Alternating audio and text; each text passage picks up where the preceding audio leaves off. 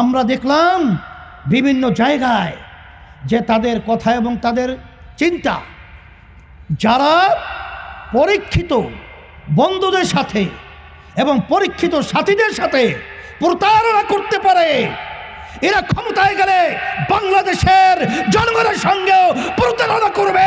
এটাই হলো বাস্তবতা। এবং এরা যদি ক্ষমতায় যায়, তখন এই দেশ নিয়ে আমরা যে চিন্তা করেছি, আপনার স্বপ্ন দেখেছি, তখন ইসলামকে আমরা আমাদের নিজের হাতেই জবাই করার শামিল হবে। তখন এদের এই প্রতারণার জালে, এদের এই ষড়যন্ত্রের জালে ইসলামী আন্দোলন বাংলাদেশ ক্ষমতায় তারা যাবে আমাদেরকে টেক লাগিয়ে সিঁড়ি বানিয়ে। এই ধোঁকাবাজদের সঙ্গে আমরা সিঁড়ি হিসেবে ক্ষমতায় যাওয়ার সিঁড়ি হতে চাই না। তখন ওই মুহূর্তে একা ইসলামী আন্দোলন বাংলাদেশ বের হয়ে আসা, এটা চারটিখানি কথা না। আপনারা যত সহজ মনে করছেন অত সহজ নয়। কিন্তু আল্লাহর উপরে তাওয়াক্কুল করে, যেই লক্ষ্য উদ্দেশ্য নিয়ে ইসলামী আন্দোলন বাংলাদেশের রাজনীতি করে, আমি নিজেও কিন্তু এমপি প্রার্থী হই নাই। এমপির এলাই তো আমরা নয়, মন্ত্রিত্বের জন্য রাজনীতি করি না। আমরা রাজনীতি করে এই দেশের কল্যাণের জন্য, মানুষের কল্যাণের জন্য, ইনসাফকে বুঝার জন্য, ইসলামকে বাস্তবায়নের জন্য। আসসালামু আলাইকুম ওয়া রাহমাতুল্লাহি ওয়া বারাকাতুহু।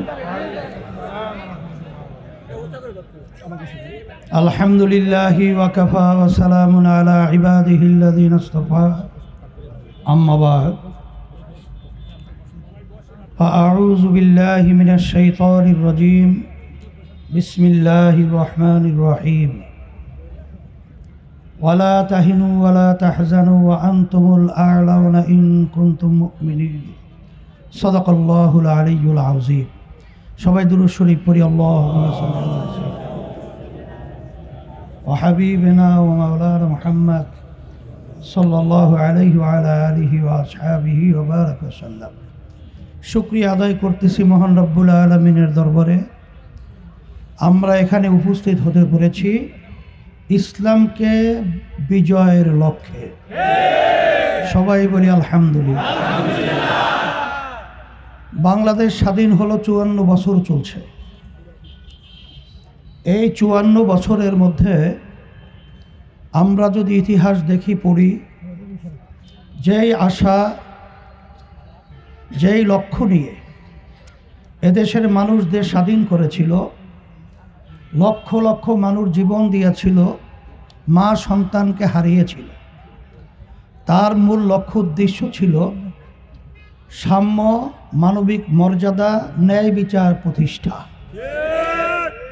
কিন্তু দুঃখ সহকারে বলতে হয়, এই 53 বছর 54 বছরে যারা দেশ পরিচালনা করেছে, এদের মাধ্যমে একটাও বাস্তবায়ন আমরা দেখি নাই।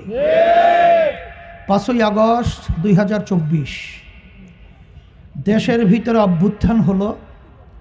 অভ্যুত্থানের পরে এই দেশকে গড়ার এবং মানবতা, এক কথায় ন্যায় বিচার প্রতিষ্ঠার সুন্দর একটা পরিবেশ তৈরি হয়েছিল।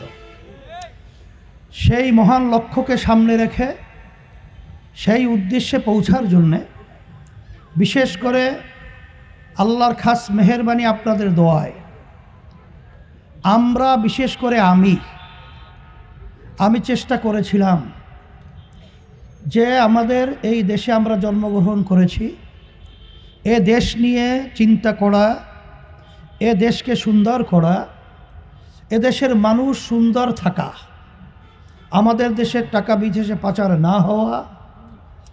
যখন যে সরকার ক্ষমতায় থাকে, তখন বিরোধী দলের উপরে মিথ্যা কেসের মাধ্যমে এমনকি ফাঁসি দেওয়ার মতো ইতিহাস এই বাংলাদেশের ভিতর আমরা দেখেছি। যখন সরকার পরিবর্তন হয়, তখন ফাঁসির আসামি বেকসুর খালাস পায়।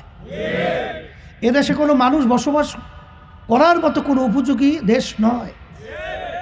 এই পরিবর্তনের লক্ষ্যে আমরা তখন ইসলামের পক্ষের একটা বাক্স, এই লক্ষ্য উদ্দেশ্য সামনে নিয়ে যখন আওয়াজ তুলেছিলাম, আলহামদুলিল্লাহ আমরা দেখলাম সারা দেশের মানুষ এ ব্যাপারে তারা আগ্রহ, উদ্বেগ, উদ্দীপনা মুখ খুলেছে।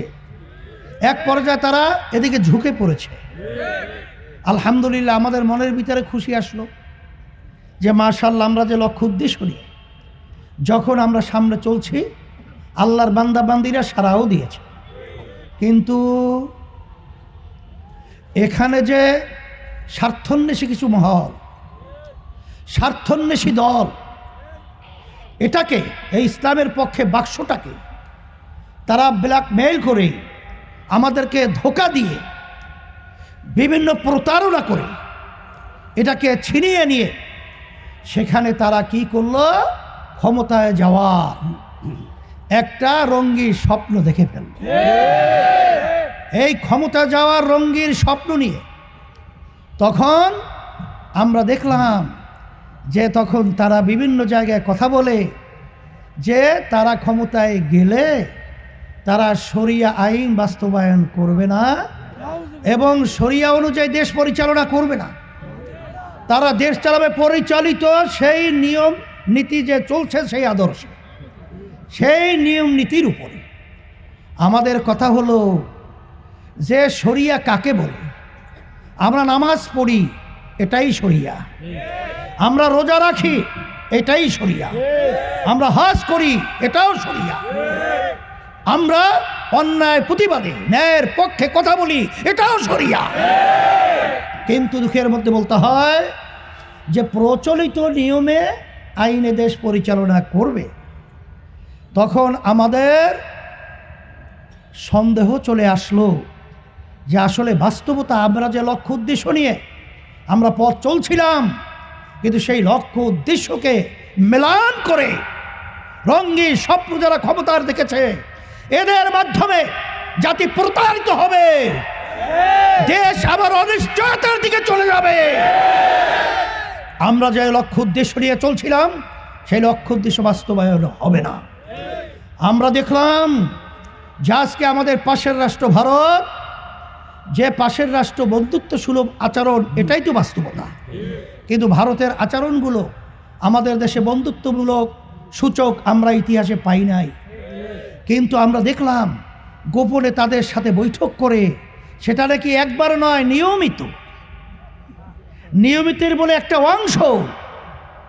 আমরা দেখলাম বিভিন্ন জায়গায় যে তাদের কথা এবং তাদের চিন্তা যারা পরীক্ষিত বন্ধুদের সাথে এবং পরীক্ষিত সাথীদের সাথে প্রতারণা করতে পারে, এরা ক্ষমতায় গেলে বাংলাদেশের জনগণের সঙ্গেও প্রতারণা করবে, এটাই হলো বাস্তবতা। এবং এরা যদি ক্ষমতায় যায় তখন এই দেশ নিয়ে আমরা যে চিন্তা করেছি, আপনার স্বপ্ন দেখেছি, তখন ইসলামকে আমরা আমাদের নিজের হাতেই জবাই করার শামিল হবে।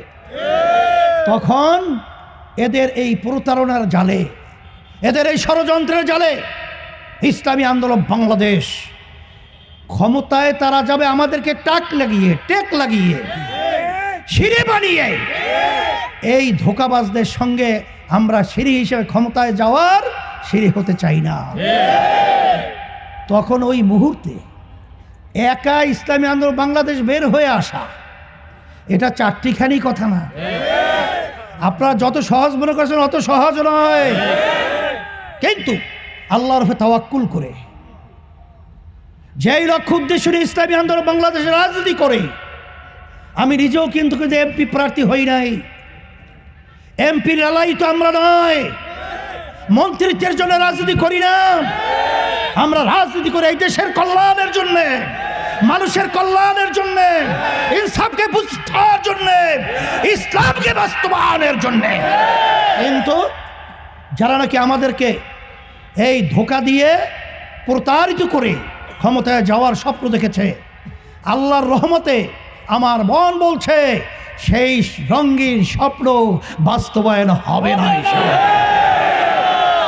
এখন কথা হলো, আমার ভাইদেরকে বলবো, পর্দারে মা বোনরা যারা শুনেছেন, এই সিদ্ধিরগঞ্জ এবং এই সোনারগাঁয়ের মাটি ইসলামের পক্ষের ঘাঁটি। এমন এক প্রার্থীকে আপনাদের সামনে আমরা দিয়েছি, যেই প্রার্থী রাষ্ট্রদূত ছিল সৌদি আরব, বাংলাদেশের পক্ষ থেকে। আমি যতটুকু তার সম্পর্কে জেনেছি, আমি বহুত আলোচনা করেছি। আপনাদের এই এলাকার জন্য কল্যাণ যদি আপনারা পেতে চান, আমার প্রার্থীর সঙ্গে অন্যান্য প্রার্থী তুলনা করবেন। যদি আমার প্রার্থী সর্বদিক থেকে ভালো হয়, তাহলে যারা ইসলামকে ভালোবাসেন, যারা মানুষকে ভালোবাসেন, যারা এই দেশকে কল্যাণময় দেশ হিসেবে দেখতে চান, আমি সকলকে উদাত্ত আহ্বান জারি দাবি করছি। বারবার আমরা 53 বছর ভোট দিয়েছি। আসেন, আমরা অন্য অন্য মার্কা, অন্য অন্য দল আমরা দেখেছি। এই পরিবর্তনের লক্ষ্যে আপনাদেরকে উদাত্ত আহ্বান জানাচ্ছি যে আমার প্রার্থী ইসলামী আন্দোলন বাংলাদেশের পক্ষের হাত পাকা। যে হাত পাকা প্রতীক এমন এক শান্তির প্রতীক, যেই প্রতীকের বাতাসের মাধ্যমে আল্লাহর সমস্ত অশান্তি দূর হয়ে যাবে ইনশাআল্লাহ। এখন আমার নেতাকর্মী সহ আমার মুহিব্বিন, আমার ভাইদেরকে আমি পরিষ্কারভাবে বলছি, আমার মা বোনদেরকেও বলছি, আমার কথা পৌঁছে দেন সারা দেশের মধ্যে। আসেন, আমি সারা দেশ থেকে যে খবরগুলো পাচ্ছি, আল্লাহর রহমতে ইসলামী আন্দোলন বাংলাদেশের প্রতি হাত পাকা প্রতীকের প্রতি, চরমনায় পিসাব হুজুরের প্রতি, চরমনায় পিসাবের প্রতি আল্লাহর বান্দাদের, মা বোনদের আন্তরিকতা তৈরি হয়েছে। বাংলাদেশ পরিবর্তন হবে, ইসলামের পক্ষের একটা সরকার বাংলাদেশের ভিতরে সংসদে যাবে, এরকম একটা পরিবেশ আমার কাছে মনে হচ্ছে। এরপরও অনেকের কাছে একটা জুজুর ভয়। জুজুর ভয় কি? আমাদের প্রার্থী বিজয় হবে কি হবে না, জিতবে কি জিতবে না। কিন্তু এবার তো একটা সুযোগ আল্লাহর রহমতে এসেছে। যদি আমরা প্রার্থী যদি আমাদের এখানে বিজয় নাও হয়, এই ভোটটা সারা দেশের গণনা হবে। এই ভোটের মাধ্যমে আপার হাউজ, সেখানে আল্লাহর রহমতে আমাদের প্রতিনিধি যেতে পারবে। সেখানে যদি আপনাদের প্রার্থী, আল্লাহর রহমতে আমি যতটুকু তথ্য নিয়েছি, এই সিদ্ধিরগঞ্জ এবং সোনারগাঁয়ের মানুষ আমাদের গোলাম মুসি ভাইকে তারা কিন্তু গ্রহণ করেছে। এবং আল্লাহর রহমতে আমার তো মন বলছে আল্লাহর রহমতে সে বিজয় হবে। আর বিজয় হলে আল্লাহর রহমতে সে তো আপনাদের এমপি হবে। হ্যাঁ, আর খোদা নাকাস্তা আল্লাহ না করুক, যদি নাও হয়, তারপরেও যদি ভোটের পরিমাণ সেই আকাশচুম্বী হওয়া হয়, তাইলেও সে কিন্তু এমপি হওয়ার সম্ভাবনা থাকে। এই দিক থেকে আমি পরিষ্কারভাবে বলছি যে আপনারা এখন নেমে যান। কারণ যুদ্ধের ময়দানে যদি এক গ্রুপ বা একটা দল যদি তার গতি থাকে 100, আপনাদের যদি থাকে 50, সেখানে কি তার সঙ্গে পারা যায়? এই জন্য আমার ভাই বলেছেন যে আর কয়েকটা দিন আমরা রাত্রকে রাত্র বলবো না, দিনকে দিন বলবো না, বিরানহীনভাবে এই দেশটাকে সুন্দর করার জন্যে, মানবতার মুক্তির জন্যে এবং ইসলামকে রাষ্ট্রীয় পর্যায়ে শক্তি অর্জন করার জন্যে ইসলামের পক্ষে একটাই বাক্স এখন বাংলাদেশে, সেই বাক্সের নাম হলো হাত পাখা ইসলাম বাংলাদেশের বাক্স, হাত পাখার বাক্স। আর কোনো বাক্স ইসলামের পক্ষে আছে? তা আমরা যে বলেছি ইসলামের পক্ষে একটা বাক্স দেব, সেই বাক্সটাই আল্লাহ কবুল করেছেন। ইসলামের পক্ষে বাক্স, ইসলামে হাত পাখার বাক্স। আল্লাহ রাব্বুল আলামিন কবুল করে নেক। আর আমি হাত পাখা প্রতীক আমি আপনাদের সামনে আমার গোলাম মুসি ভাইয়ের হাতে উঠিয়ে দিয়ে আপনাদের কাছে আমানত হিসাবে রেখে গেলাম। আল্লাহ যেন ইসলামের পক্ষে, মানবতার কল্যাণের পক্ষে আল্লাহ যেন তাকে কবুল করে নেয়। আল্লাহ যেন এমপি হিসেবে আল্লাহ বিজয় দান করেন এবং আল্লাহ আপনার সবার মুখ যেন উজ্জ্বল করেন। এই দোয়া রেখে, তার কাছে দোয়া রেখে শেষ করছি। আল্লাহুম্মা আমিন।